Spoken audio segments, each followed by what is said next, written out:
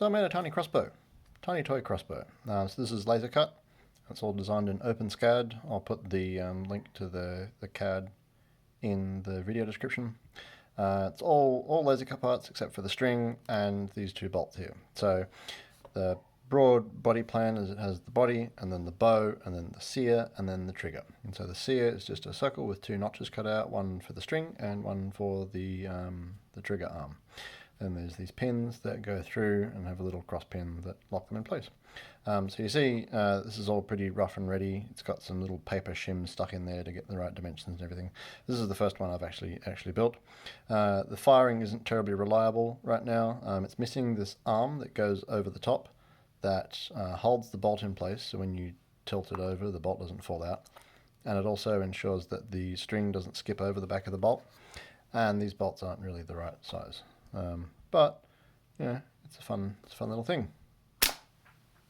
Got a fair bit of power to it. It's also missing the springs that reset the sear and the trigger back to their firing position.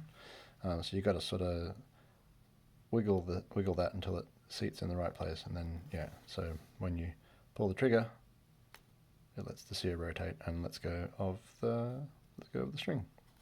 So I'll just reset that. So the bow at the front is not held in by anything really. It's just a friction fit with some paper stuffed in there. So you can see the little groove for the bolt has got out of kilter with the main body.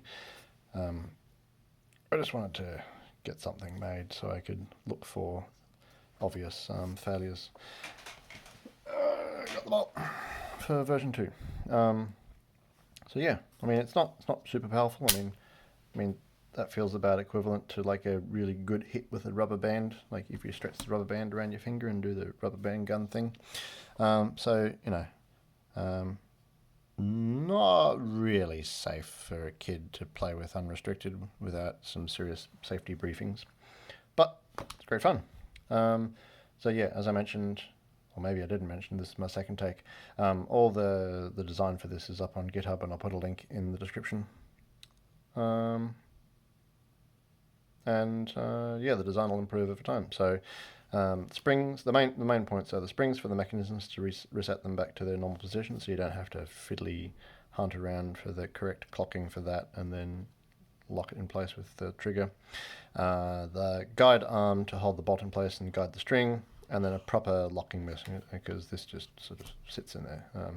So I'm thinking of having some pins that come out the front of the body, and then the bow fits onto there, and then a similar locking mechanism to these, where there's like a cross pin that you can slot in and lock the bow on the front. The one benefit of this approach is that there's no holes through here, and these parts are under a fair bit of bending stress.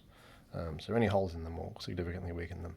But I can't really think of a way of getting them properly like clocked in and aligned without some form of hole through them to get them trued in.